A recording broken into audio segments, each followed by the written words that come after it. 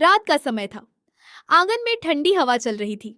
दादी माँ चारपाई पर बैठी थी और बच्चे उनके आसपास गोल घेरा बनाकर बैठे थे।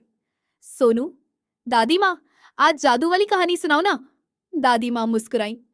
अच्छा, तो आज सुनो जादुई चक्की की कहानी। उस जादुई चक्की की कहानी बहुत समय पहले की बात है। एक गांव में रामू नाम का गरीब लड़का रहता था। वह बहुत मेहनती और दयालु था। रामू की एक बूढ़ी माँ थी। दोनों मुश्किल से अपना गुजारा करते थे। एक दिन रामू जंगल से लकड़ियां लेकर लौट रहा था। रास्ते में उसे एक बूढ़ा साधु दिखाई दिया। साधु बहुत भूखा था।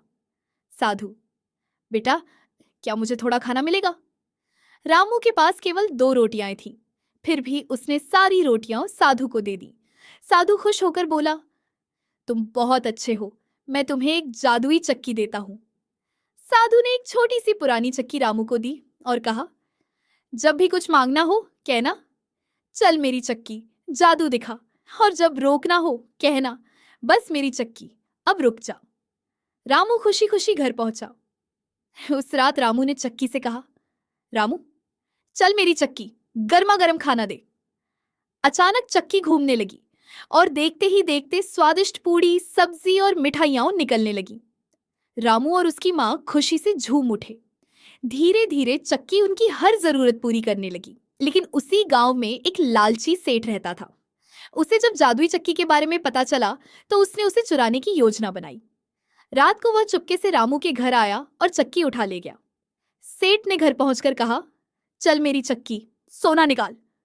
चक्की घूमने लगी और ढेर सारा सोना निकलने लगा। सेठ खुशी से पागल हो गया, लेकिन उसे चक्की रोकने वाले शब्द नहीं पता थे। सोना निकलता ही गया। पूरा घर भर गया, आंगन भर गया, पूरा गांव सोने से भर गया। सेठ डर कर चिल्लाने लगा, अरे कोई इसे रोको। तभी रामू वहां पहुंचा। उसने कहा, बस मेरी चक्की, अब रुक जा। चक्की तुरंत रुक गई। सेठ शर्म से सिर झुकाकर बोला, मुझे माफ कर दो रामू, मुझे लालच नहीं करना चाहिए था। रामू ने उसे माफ कर दिया। और कहानी खत्म। दादी माँ बच्चों की ओर देखकर बोली, बच्चों, लालच हमेशा मुसीबत लाता है, लेकिन दया और ईमानदारी इंसान को सच्चा सुख देती है।